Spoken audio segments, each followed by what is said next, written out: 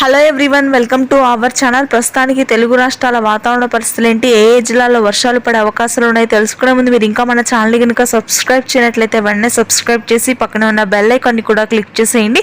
ఇక వివరాల్లోకి కనుక వెళ్ళినట్లయితే గత 2 రోజులుగా చెప్తూ వస్తున్న విధంగానే తెలంగాణలో తేలికపాటి నుంచి మోస్తరు వర్షాలు నమోదవుతున్నాయి. జూన్ 18 నుంచి 24 వరకు కూడా మరొకసారి తెలంగాణ వ్యాప్తంగా భారీ వర్షాలు నమోదవుతాయి.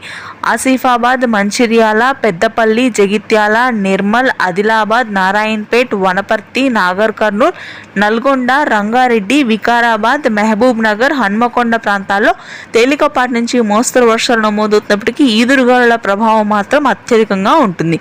గంటకి 50 కిలోమీటర్ల వేగంతో భారీ ఈదురుగాలులు వీస్తాయి. హైదరాబాద్ నగర ప్రాంతం మొత్తం కూడా భారీ వర్షపాతం నమోదవుతుంది రానున్నటువంటి 3 రోజుల పాటు.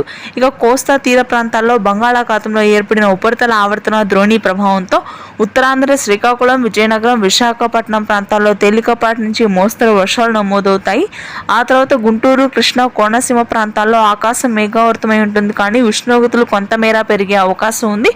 ఆ తర్వాత వర్షాలు కురుస్తాయి. ఇది ప్రస్తుతానికి ఉన్న తెలుగు రాష్ట్రాల వెదర్ అప్డేట్. Thank you.